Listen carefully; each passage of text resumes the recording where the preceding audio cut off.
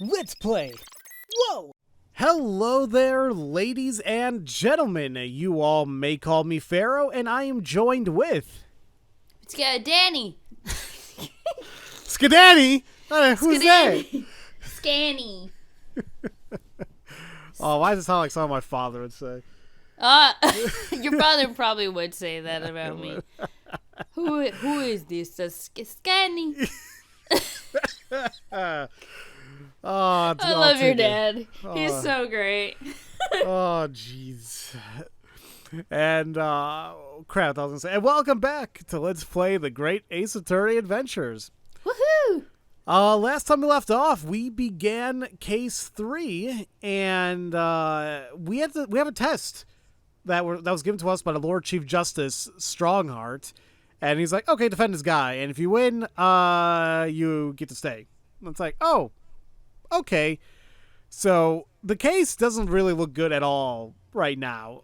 So, but right now we're gonna hear what the witnesses have to say and take it from there.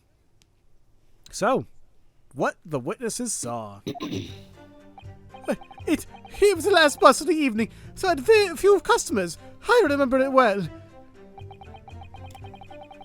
The victim and the man accused of killing him were sat next to each other inside the bus. Then, out of the blue, the accused just reached up and plunged a knife right into his guts. That's right. He stabbed him. I screamed, I did. I couldn't help it. As soon as I heard the scream, I stopped my bus, and then I saw it too.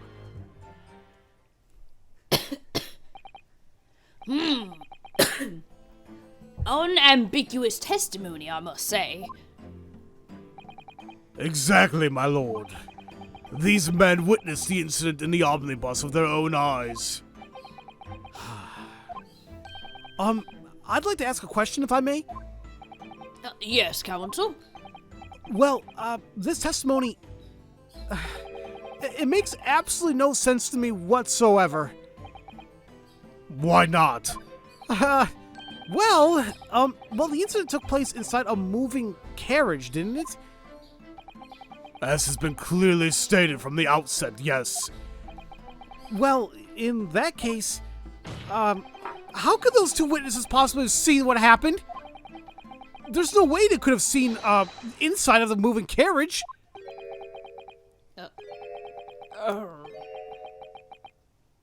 I said something stupid, didn't I?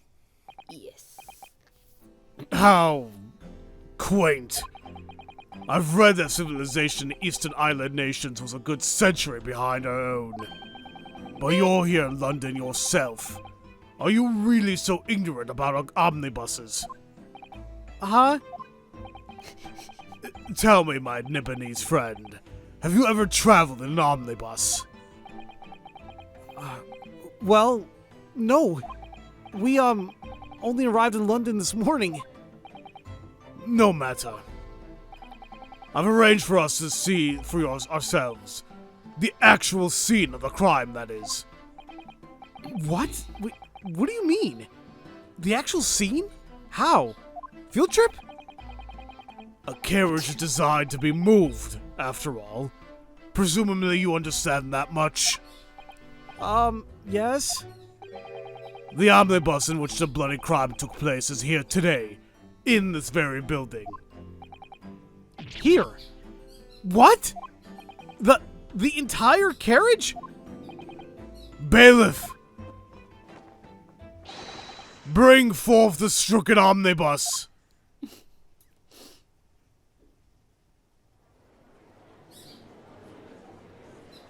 Yeah? That's a big omnibus. Well, that's interesting. I didn't realize they were in two separate little areas. Yeah, they look like they're on the same thing. Huh. Cool. Are they advertising Brian's Cocoa? Oh, they're not. Those bastards. Let's see. So that's an omnibus. The omnibus. I can't believe they could bring something so enormous in here. Great Britain's courtrooms are amazing. As you can see, the omnibus is pulled by 2 horses and can carry up to 8 passengers. 4 passengers seated inside in the enclosed cabin, and another 4 on the rooftop deck above. Every Londoner knows that the best views of the city architecture and sights are to be had from the top of an omnibus. And I should point out to our foreign guests that there's a skylight in the roof, allowing a view of the interior from the seats above. Skylight? Oh! The penny drops at last, I see. These 2 gentlemen were occupying the rooftop seats on this omnibus when the murder took place. That is how they came to witness the grim incident. Through the skylight. That makes perfect sense. Well, Counsel, this is a first. In all my years behind the bench, I never expected the crime scene itself being brought into the courtroom. There are a number of important clues remaining inside the carriage, my lord. I would like to submit the omnibus itself as evidence. Go fit that in your court record. That is the prosecutor's wish.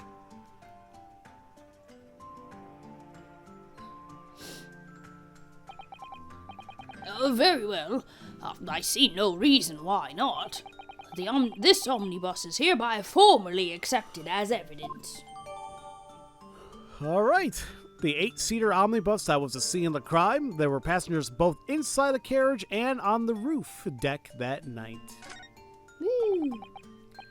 I can't believe it! The entire crime scene entered as evidence? Yes, Great Britain is simply extraordinary. I could help myself a lot by giving that omnibus a thorough examination, seeing as it's here. Let us continue with proceedings, then. Your cross-examination, Counsel. Pray don't accept this Nipponese stray to understand the intricacies of a British court's cross-examination rights. Asshole. Alright. My first cross-examination in a British court. Ow. Focus, Ryunosuke. Focus! Alright. Cross-examination time.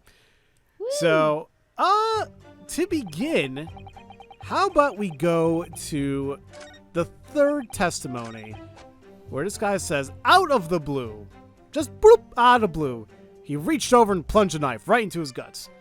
Just like that, huh? I'm gonna press that. You actually saw the moment it happened? The exact moment it happened? Did I already testify to that? Oh, that's me. Oh, I'm so sorry. That is you. Didn't I already testify to that? Or are fair dinkum hard-working city bankers not considered trustworthy these days? Oh, no. I didn't mean that. This is no good. I've really got his back up. Perhaps you could just tell us what you saw in a little more detail, if that... My lord! Juror number 3, what is the meaning of this? My mind is made up, my lord. Completely and utterly made up. Made up about what? I don't like the stinking rich. Never have. They're always up to something or rather other than they shouldn't be. Every one of them. Aren't you? And that little leprechaun of a man is no exception. Well, he can't fool me. So nice seeing the magic. I mean, I'm seeing the fire operate so properly. You're right. It is magic how he just summoned the fire to go directly up there, but okay. Yeah. There's no point wasting time listening to any more of this. That's my opinion of the matter anyway. Well, that's precisely what I have to say. As a foreman of Jerry, it's my duty to set a good example to my fellow jurors.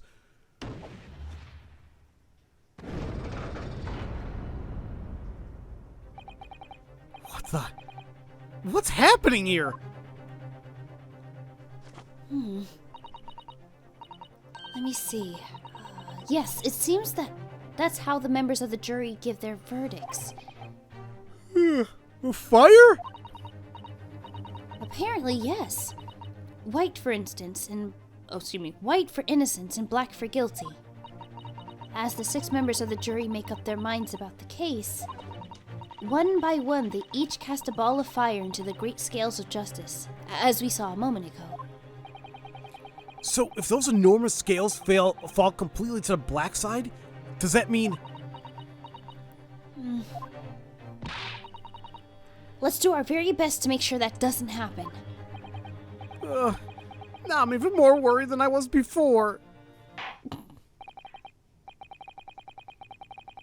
Very well, the court acknowledges the change in the jury's stance. Counsel, for the defense, please continue with your cross-examination. Oh, this is a nightmare. Okay, let's press this guy's statement then. He stabbed him, I screamed, I couldn't help it. Alright. Hold it! He stabbed him, you say? And you were sitting up on a roof deck, were you? Yes, that's right, sir. I was up in the roof seats. I remember seeing the little gent sitting next to the fellow that was stabbed. I've been thinking about a new hat design, you see? So I was just gazing absent-mindedly around. But then I happened to look down through the skylight. It was sticking right out of his belly. That huge, great knife. Sorry if you hear my dog. Oh, you're good. A grim sight indeed. Well, that didn't help me at all.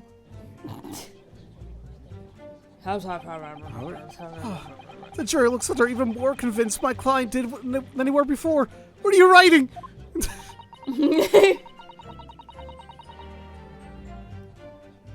That appears to have made everyone more dubious that Mr. McGilded was telling the truth. If only we had some evidence to counter their suspicions. Mr. First. Oh, yes, sir. Is this a knife you saw? Oh, good grief. Yes, that's it. The very one, sir. Is that... Yes, counsel. This is the blade that was driven into the victim's belly like a stake through the heart. And you're to blame. Yeah! They Did you give him love a bad name? A bad name. How? Yes. Apparently we have a chorus. That is a blade of considerable size, counsel. Why, thank you, my lord. It is, and furthermore, the scabbard is emblazoned prominently with a certain initial. The letter M, which seems oddly familiar. Oh, please, no. M, for Magnus, perhaps? Or McGilded, possibly. Take your pick. It seems this particular big name in London made a magnificent mistake. Objection! But there are M's everywhere! Like in Mason! Objection! This blade is far too extravagant for a poor brickmaker to have owned. No! This weapon of murder almost certainly belongs to the accused.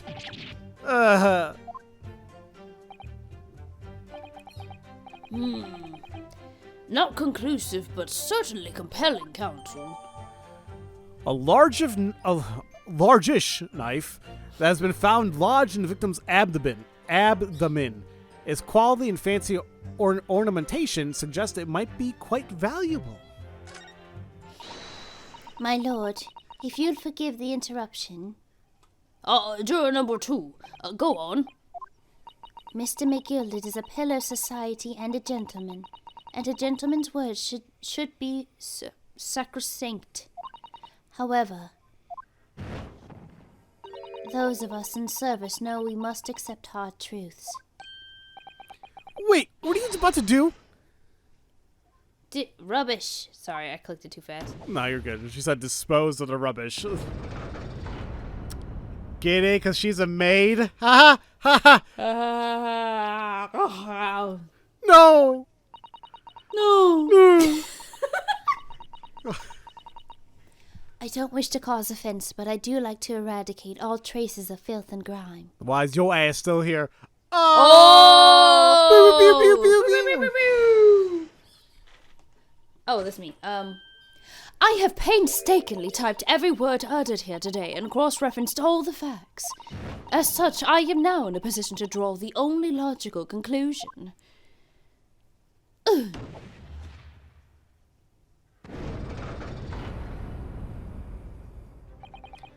Not again. That's 4 out of 6 jury members who have proposed a guilty verdict. I can count, Susato. There are only 2 left. We've had it. Every time I press these witnesses for more information, I just make the situation worse. Nevertheless, what we need is more than anything at the moment is more information. We're still very much in the dark. I suppose I just have to keep pressing the witnesses, knowing that more sparks may well fly. We mustn't give up hope that we'll uncover something that will give us a way to fight back. But... all right, I'll keep trying. I can't give up. I just need to keep calm and listen to the witnesses' statements again. Okay. Okay. So yeah, let's- I'm like... Let's go back to our first statement. I believe it was from Beppo. Oh, Right. shoot. Sorry. Oh, no, you're good. Which one did you press? I was trying to go back, but I don't know why I pressed L. Sorry, I'm fast forwarding through Oh, it. you're good. Excuse me. Oh, bad. Okay. Ahem. Oh. Alright, so that happened. So help me. There's 3 whole people in this. Huh. Okay, sorry. No, you're good. Go back to the first statement, right? Yeah, with Beppo, where he said I had a few customers. I remember it well. Okay, impress on that? Yep. Hold it.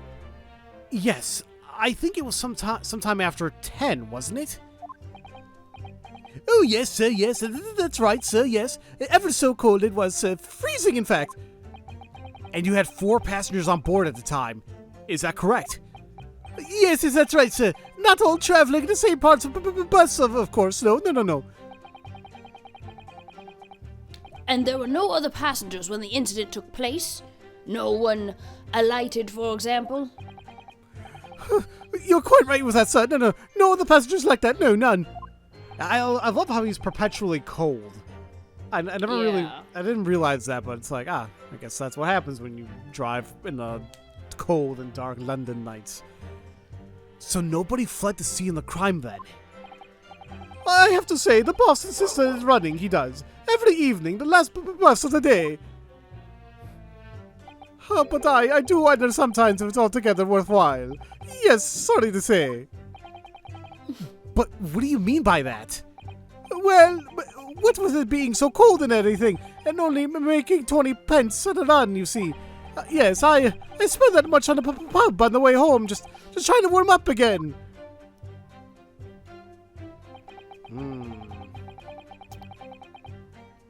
Uh-oh. Are you okay?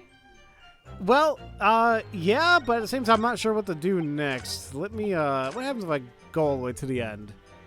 Alright, so when it happened, the only 2 people in the enclosed cabin area were the victim and the defendant, and so help me, 3 whole people witnessed the man I'm trying to defend to do the deed. I don't like to be pessimistic, but we do seem to be in a rather difficult situation here. Ugh. What am I supposed to think here? Wait, hold on. Wait, where are you at? I skipped all the way to the end, and I'm just reading what they may say in terms of helping, because I'm not really sure what to do next. Wait, hold on. Where are you? So I thought Beppo was still talking. he was? What do you mean? What the hell?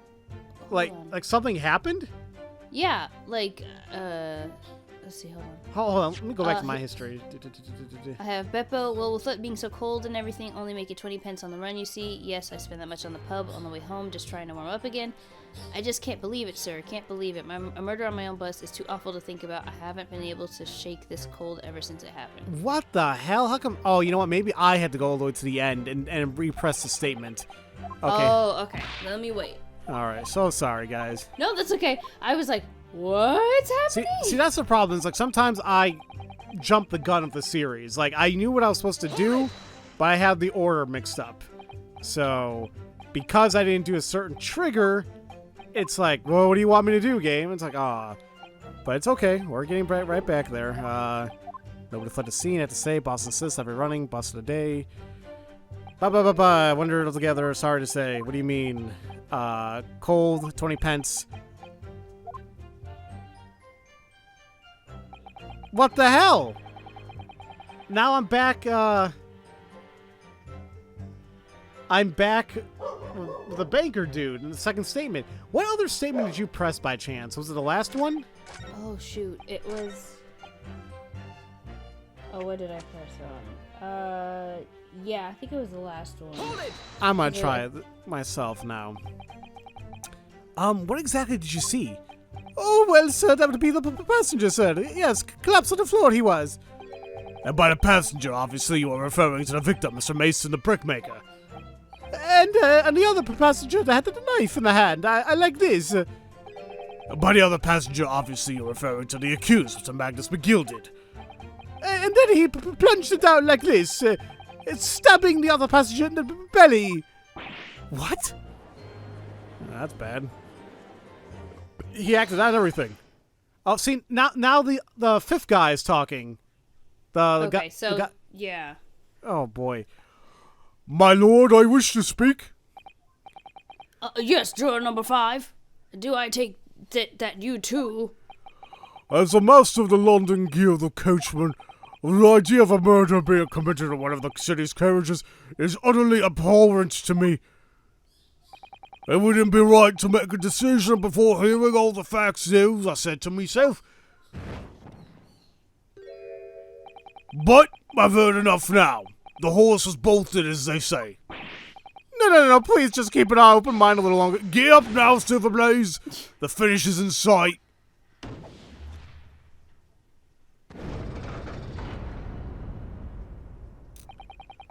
Beppo's a long-standing member of the guild, and I trust what the man says. Oh, thank you, sir. You're too kind, sir. This is too kind, sir. Which now means our 5 jurors agreed to condemn this man.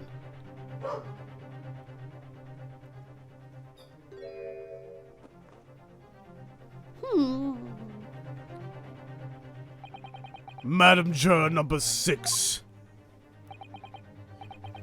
Yes, dear. What can I do for you?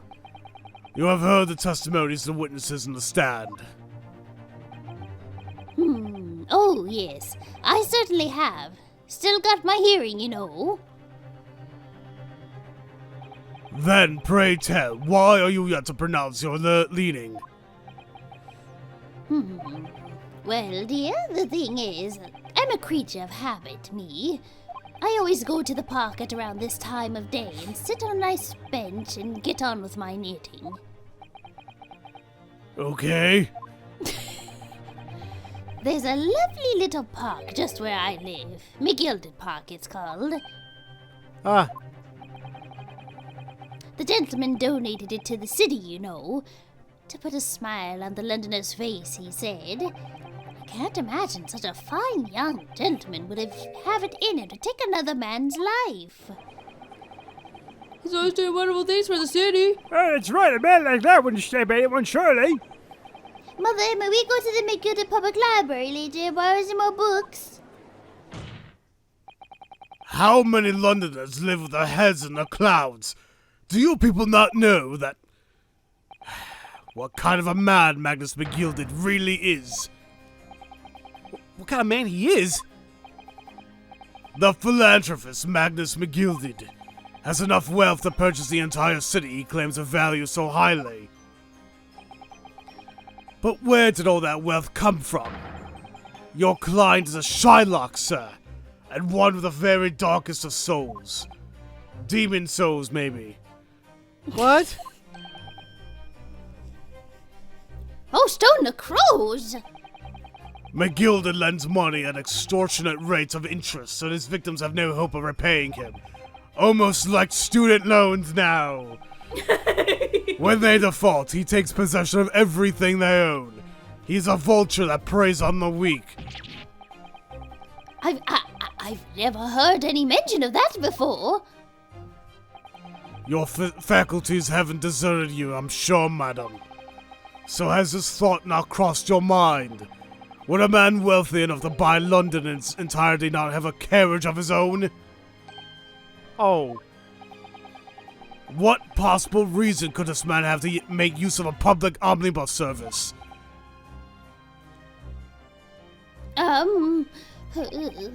You're not saying that... The victim, a poor brickmaker, had next to nothing in his name, save considerable financial liability. It will come as no surprise that his creditor was the accused, Magnus McGilded. But let it also be known that the very day Mr. Mason was killed was the final repayment day for his debts. Good gracious! My wig! The brickmaker was destitute. He had lost his house. He had not a shilling with which to repay his debts. And in the end, this pitiful soul had the very last thing he owed taken from him. His life.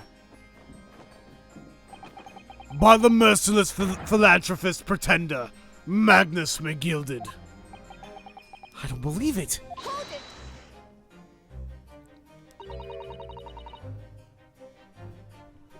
If I might add something briefly, Mr. Sato? you claim that the victim had been lent money by Mr. McGilded. But where's the evidence to support your claim?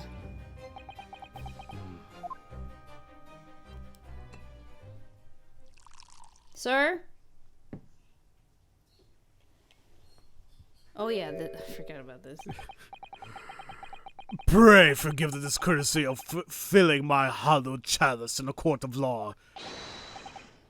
There it is! Lord Van Zeek's hallowed chalice! How can this be considered acceptable?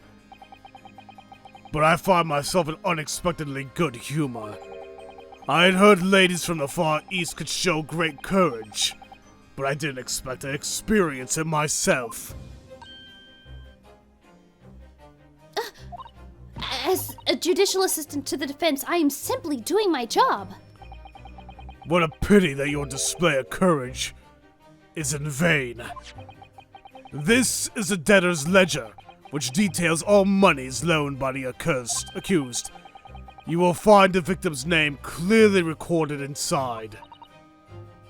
Oh, dang it. Allow me to present this ledger as evidence. And pray forgive the discourtesy of raising my chalice in a toast to the enigmatic East at the same time.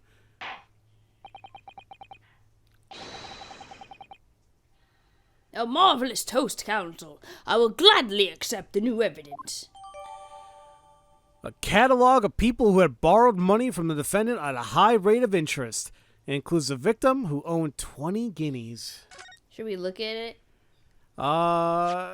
Sure, we haven't really taken a look at any of these yet, but, I guess we can. Where's the court record?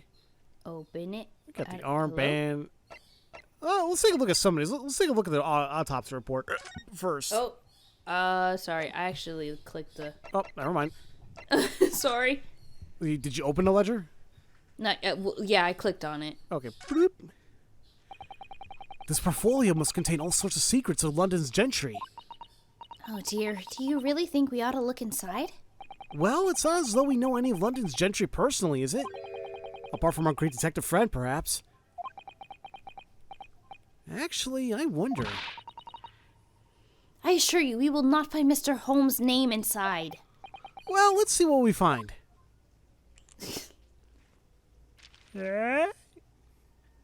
Oh, okay. Boy, I can't read any of that. Well, I guess we'll just examine some of the writing anywhere, I guess. Gosh, it's crammed full of gentlemen's names, isn't it? They must all be doctors, because I can't read anything. Well, I suppose they're probably not all gentlemen at all, are they? After all, not everyone in this country is well off. Goodness! What is it? Look at this! Do you see the name here? Bruce Fairplay. Should that mean something to me? It does sound strange and familiar, actually. Bruce Fairplay, The witness testifying at this very moment. Oh yeah, of course, the banker. Why's his name in here? Ah, he borrowed 20 guineas, did he?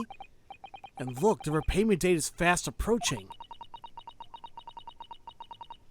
It's possible that this is just a coincidence, of course, but this could be very useful information.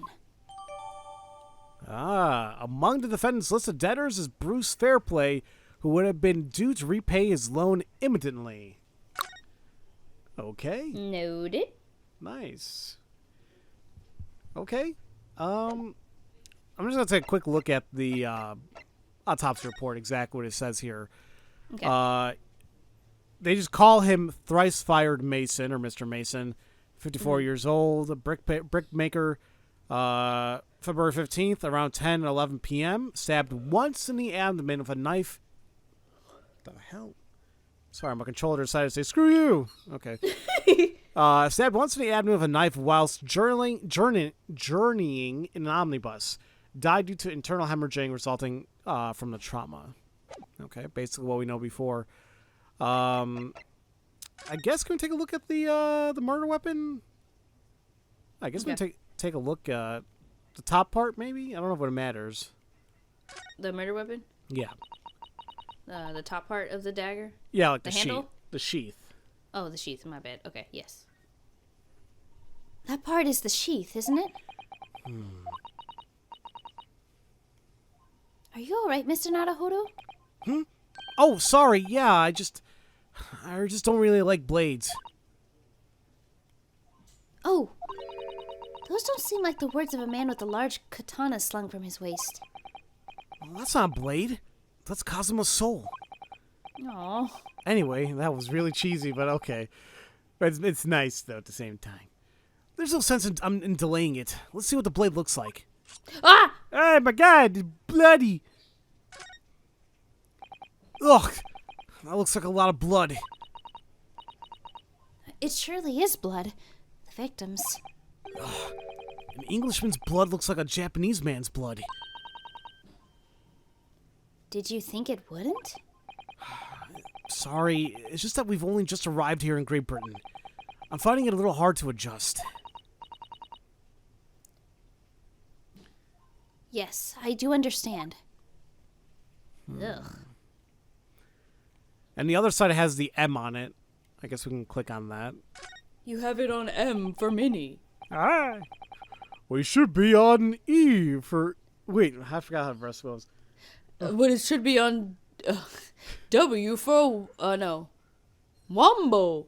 I'm getting that mixed up, and he's like, "Oh, East? I thought you meant West." Weast. That's West, Patrick.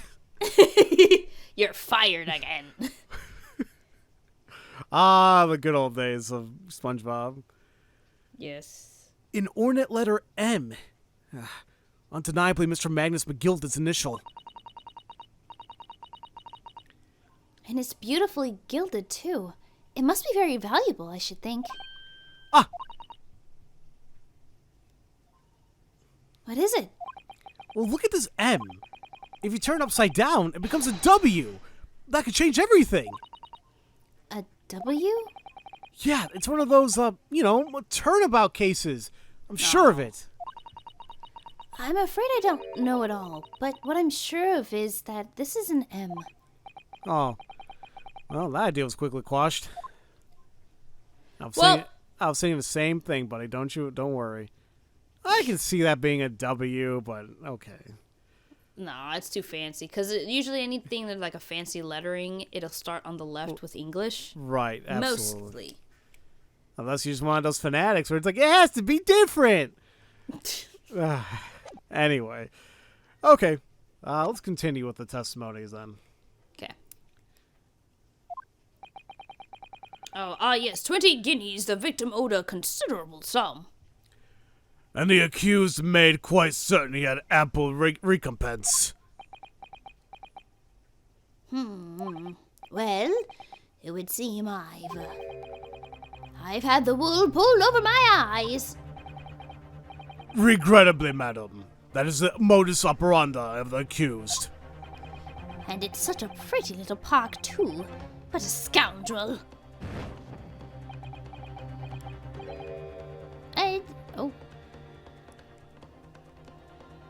Still, maybe it's all for the best.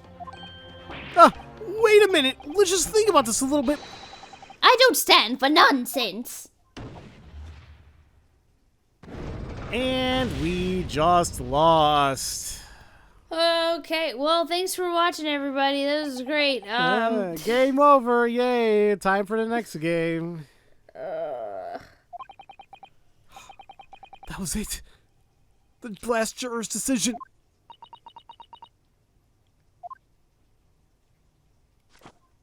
I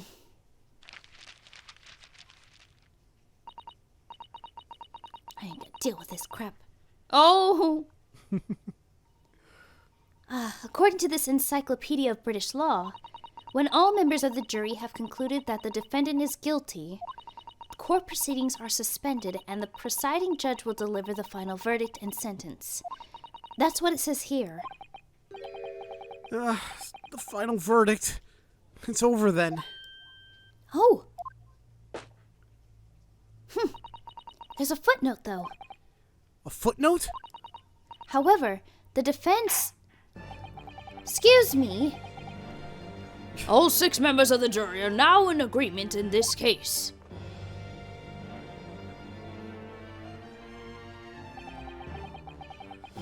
Allow me to convey my respect for your swift and righteous decision. According to the laws of this country, I will now conclude the trial by delivering my final verdict. I trust there are no objections. Mr. Sato, just tell me one thing. Oh, yes? You were in the middle of saying something before. The footnote in your Encyclopedia of British Law. However, the defense... What did it say next? Oh, yes, of course. One moment. When all members of the jury have concluded that the defendant is guilty, court proceedings are suspended and the presiding judge will deliver the final verdict and sentence. Then the footnote says, however, the defense has the right to demand a summation examination of the jurors at this point. A summonation? Examination? Objection! A summation examination? From which century has that told me I've been there resurrected?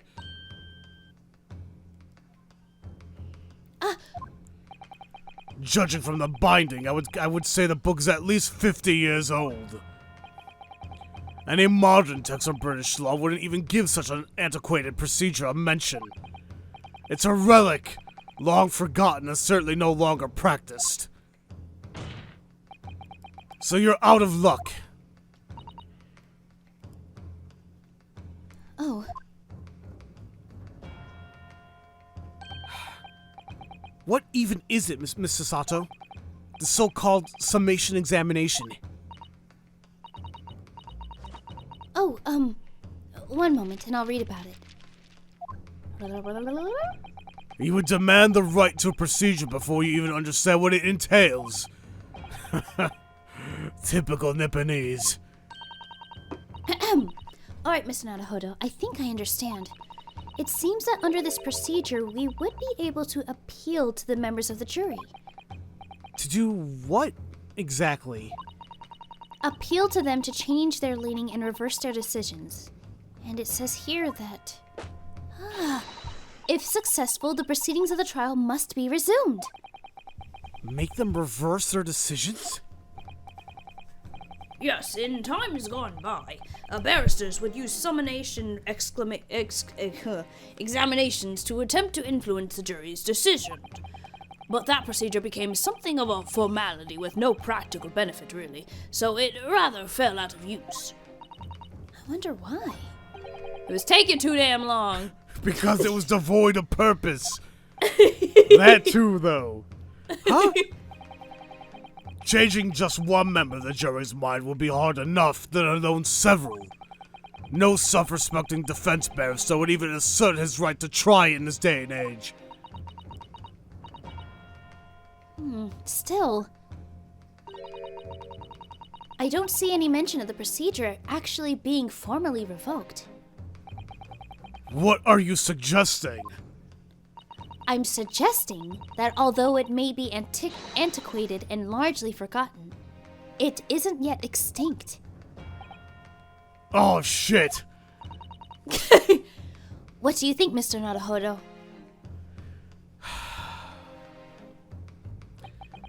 A summation examination. Our last possible option.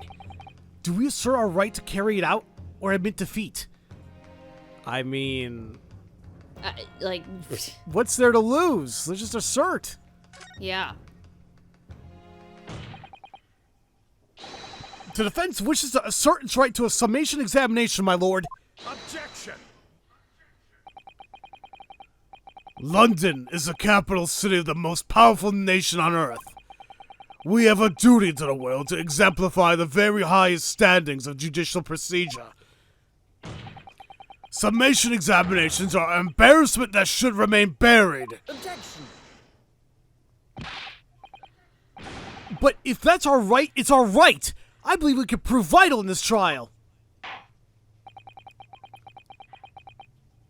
The defense's petition is perfectly valid. The court will proceed with the Summonation Examination.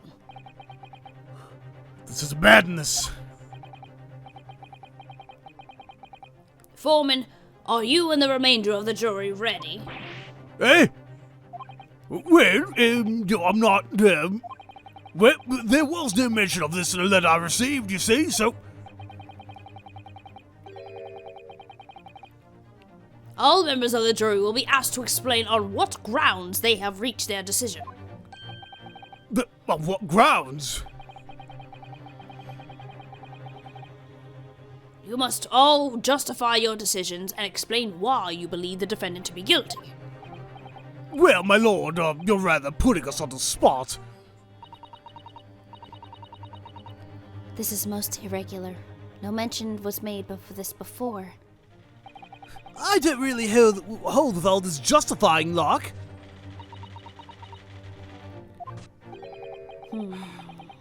That seems to be have thrown the jurors off. It seems none of them have experienced this before. All right then, the summation examination. A defense procedure no practicing lawyer has attempted for years, is it? Well, just maybe. It might be the opportunity we've been looking for to turn this trial around. So be it then. Ladies and gentlemen of the jury, the court hereby calls upon you to state the grounds on which you find the defendant, Magnus McGilded, guilty of this most serious crime. Fine. Judicial findings. Oh! This is new. I think we still have time to do this. Yeah, I think we should be coming up on a to be continued, yeah? Kinda. We'll see what happens. Okay. Let's see. The jurors' contentions. Well, there was no one else inside the carriage at the time, so it has to be him. I trust the driver. He has an excellent memory, it seems. 4 passengers with fares totaling 20 pence. He stuck the chap next to him just like this. Brazen, I must say. Absolutely brazen. I have simply typed in collated? Maybe. Collated all the statements made thus far and drawn the logical conclusion. You can trust the guild. Fair fares is our motto. We haven't raised prices above 4 pence for years. The scoundrel stabbing that poor man on the floor, it beggars belief. Granny about to knock a bit. She about to stab a bitch. Yep. You were staring at my knitting, you motherfucker. It's like, oh no, Granny, no. Granny, please. I'm starting to wish I hadn't pushed for this now. Some of the jurors don't seem to have wonderfully formed arguments, though, do they? Well, let's see what we can do. We need to get these 6 people to change their minds. I'll have to throw everything I can at them and use some very persuasive language. Hey, Just a moment. Just Is that not persuasive? Oh. Just a moment, Mr. Naruhodo. Sasato, just keep the book on the desk if that helps any. Right? According to my book, that's not quite how it works. Oh? I thought I was going to have to thaw their icy minds with some heartwarming rhetoric about the defendant. Unfortunately, once the jurors have decided the defendant is guilty, they're unlikely to heed anything the defense says. But then... They've reached their conclusions by their own reasoning, you see. Your pleas will sound like excuses. In fact, it could recoil on you. The more you try to persuade them, the more entrenched they may become. Then what on earth am I supposed to do? Oh dear. I'm just citing what I've read about British law, Mr. Naruhodo. Don't you dare yell at baby. Right, I'm sorry. Well, do you have any idea how to make this work then? Well, from what I can understand, the key to this procedure is using the jurors' own words to make your arguments. What do you mean? Well, the 6 members of the jury are randomly selected members of the public. They may appear to present a united front, but the truth is, they are complete strangers who just happen to find themselves here in the courtroom together. And that's the way to break them down, you mean? Yes, exactly.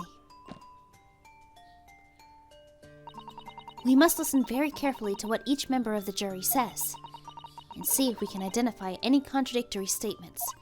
If we can, we then contrast the statements and pit the corresponding jurors against each other. I see. So it's contradictions in what 2 or more jurors say that we're looking for. In a way, then, this is similar to regular cross-examination. Oh, yes, I suppose you're right. Find contradictions in their statements and pit the jurors against one another to break them down. All right, I might be able to pull this off. No, that's not right. I have to pull this off. There we go. Can we start with proceedings, counsel? I would ask you to take the stand for this. I'm expecting a clear and concise rebuttal. Yes, my lord. I love this animation. Yeah, I love this animation so much. Jury He's so examination. handsome. So handsome in his little, his sword and his little uniform. He is so nice. How many buttons he has on there? It's a total of, what is that, 4 or 5? I can't say. I think it's 5. Okay. So, Well, I noticed something right off the bat. yeah, what'd you notice? Math. Math? Oh, I'm terrible at that. Oh, same. But, what was it? No, what's her name? Are you thinking number 2? Yeah, there we go. She says he has an excellent memory, it seems. 4 passengers with fares totaling 20 pence. Mm-hmm. So that's 5 pence a person, Right. which would be 20. But juror number 5, he says, he runs the thing. He says, we haven't raised our prices above 4 pence for years. That don't make any sense. It doesn't, because math. So, I did it. yeah, good job.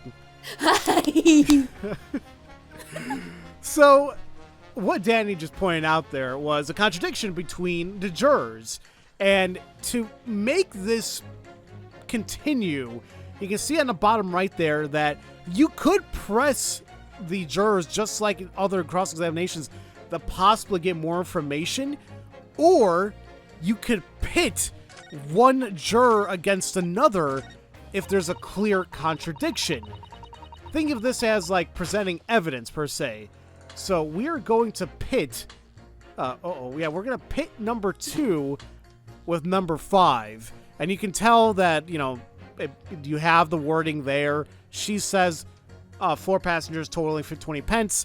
And the statement that we're going to take a look at is, we haven't raised our prices about 4 pence for years. So let's pit them. Objection. Those 2 statements clearly contradict each other. They do? Explain yourself, counsel. Me? Oh dear, what have I said? I swear on Silver Blaze's maiden name, I haven't the first idea what you're talking about. Well, according to the group testimony we've heard so far, I love this animation as well. Me too. Oh, it's so good. Because frankly, pacing is something I do a lot. Like I'm not a person to stand still. So, yeah. There are 4 passengers on the omnibus on the night in question, and according to the coachman, Mr. Beppo, he took 20 pence in fares. Quite right. I have those precise details typed neatly here in front of me. And juror number 5 also told us the following: the fare for the omnibus is always 4 pence. That it is, a fair and convenient single price, just the way London's carriages should be operated. But that doesn't add up at all. Like, literally. In fact, it leaves a glaring discrepancy in the facts. Why, man, why? Well, I don't know why I said it like that. Well, 4 passengers paying 4 pence each. Well, if you do the multiplication... It would be 16 pence. Exactly. As I said, it doesn't add up. The figures are different. By 4 pence, in fact. Or precisely 1 person's fare. 1 person's fare. Yes! In other words, on the omnibus that night, it's distinctly possible there was another passenger we've heard nothing about. Good gracious. This can't be right. The coachman and the guild are good honest men, one and all. Trustworthiness is our watchword. Come on, go. The figures your coachman claims most certainly do not add up. Your watchword, good sir, is a fallacy. I beg your pardon? He said, excuse me? What the fuck did you say to me? And Mr. Guildmaster, I think you ought to consider that if this trial were to end now, the news will surely spread all over London. The news that one of your coachmen tried to hide the fact that he lets nefarious customers ride his omnibus. Alright then, how do I make it so this miserable trial doesn't end then,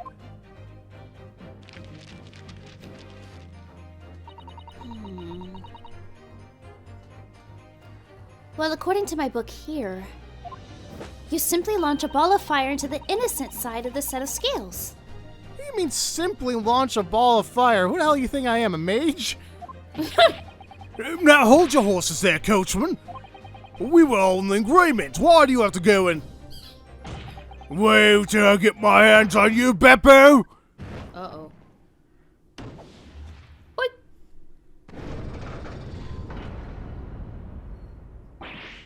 Oh, this is all very irritating.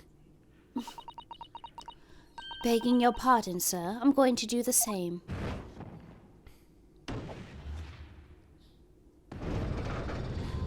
Nice. Oh, for the love of Mike! Now you as well. A penny can be the difference between a smile and a tear, after all. I certainly can't put my trust in someone who doesn't follow my exact standings in financial matters. Oh, really? I, for one, think it's only proper that we hear from the witnesses again. Oh, well done, Mr. Naruhodo, you did it! If we can manage to change 2 more jurors' minds, we can force the trial to continue. 2 more. Actually, there is something else that's been bothering me about a couple of their assertions. Then that's where you must strike next. So I need to pit 2 more jurors against each other and show there's another contradiction in their assertions. Yes, exactly. That's what I did. You can do it! Okay, I'm just, reinstating. Well, the scales of justice have shifted, but they still weigh heavily on the guilt side. That's not the words, but it was almost like that. Counsel, you will have the floor again. Continue with your Summonation Examination. Okay. Well, there was something else. And notice, too, you can no longer pit against somebody who you've already done. So it makes it a little bit easier. Now we have 4 out of the 6. So if we Nice. take a look at number 3, he mentioned that he's stuck it next to him like this. Like, oof. Okay. All right, well, if we do that, we take a look at number 6, the old lady.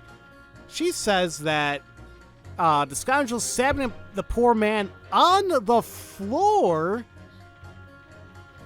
Well, that's different between next to him and on the floor. I'm gonna pit. Objection. Those 2 statements are completely contradictory. What? Explain, counsel, post haste. Oh, dearie me, I was only knitting a jumper from my other half. What is all this claptrap? What does contradictory even mean, I ask you? Oh, you played the game too? Oh, Borderlands is awesome. Oh, yeah. I don't know what the hell that was. I don't know either. I can't. Wait a minute. So wait, what games did they have? They have the 4 technically out. They had 1, 2, and 3, and had a pre-sequel, and then they got that new one coming out. That just seems it's gonna be fun as hell. But Oh, I cannot wait for that. That one's gonna be so much fun. oh man, we've heard from more than one witness that they all allegedly saw the actual moment when the defendant stabbed the victim. Now, out of curiosity, juror number 3. What? Well, can't you see I'm busy here? How would you say the defendant stabbed the victim? What sort of emotion was it? Huh. Well, you want to test me, do you? It was like this. Stuck the fellow right next to him without even getting up. Just like the prim banker said. Yes, that was Mr. Fairplay's testimony. Quite true. Now then, juror number 6. Oh, is that me, is it? What can I do for you, young man? How would you say the defendant stabbed the victim, madam? Oh, well, dear, as far as I understand it. It was like this. He stabbed the poor man after he collapsed on the floor. The coachman said so. Now don't move! Oh, okay. Now take a look at those 2 jurors. He stuck the fellow next to him without even getting up. And he stabbed the poor man after he collapsed on the floor. Well, I never. They're stabbing in totally different directions. What? Bless my stitches, what a muddle. What this tells me is that there's a strong possibility one of the witnesses isn't telling the truth. Oh! But why? Why the dickens would they lie?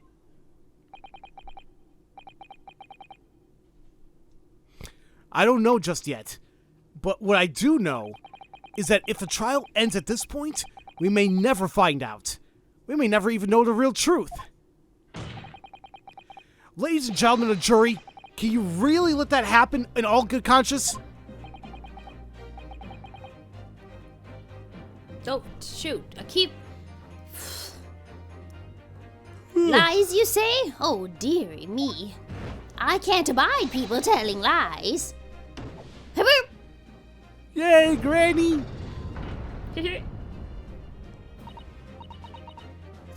The scales. I don't believe it.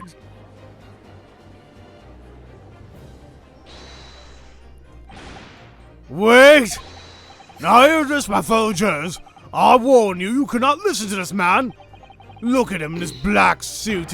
He's clearly some devious Eastern sorcerer using magic on all of us. You racist! Right? If I can use magic, do you really think I'd be putting myself through all this? Right? Well, answer me this, dog jinx. Okay, alright, you're Okay, pushing it. calm down, you fat ass. There's, you're being a little bit of a racist. Huh? Me? What exactly is the problem? What if 2 witnesses have slightly different recollections of events? What of it? Now, let's say the Shylock did stab the victim as he sat next to him from the omnibus, and this young dandy saw him do it. And now let's say the victim collapsed on the floor, and then the Shylock stabbed him again. And this old lady saw him do it. Well, what's to say it didn't happen like that, hmm? What are you calling a dandy, sir? Well, I should take this knife to you. Yeah, that's smart. Threaten to kill somebody on a In murder court. trial. Yep. Who are you calling old? Why, I should take this needle to you. Calm down, Granny. Shit. What's wrong with everybody today? God, they're ready to kill each other up there now. But could the foreman of the juror be right? Did the two witnesses see at two different moments of the same crime? Did they? Did they? As much as I love to continue, what? Whoops. Did you select something? I did. I wasn't meaning to. I was. Shoot. I don't know what I pressed. I mean, I know what the answer is, but I was gonna hold off until the next episode because, well, it's getting close to an hour, and I have no idea how much longer it's gonna take. So, Dang it. It's supposed to be. Sorry. I don't know why I chose that one. Okay, yeah, that's fine. I'm gonna save real quick. But yeah, you can end the episode. My dumb self just needs to freaking. if not, you're totally okay. But yeah, next up, ladies and gentlemen, we'll figure out if there were two different moments of the same crime, and just take things from there. We still got a while to go, obviously, until we reach the ending of this case, but I think you guys will like it. So, as usual, thank you all so much for watching, and we'll see you all next time for Let's Play The Great Ace Attorney Adventures. Woo! Love you all so much. Have a Bye. great day. Bye.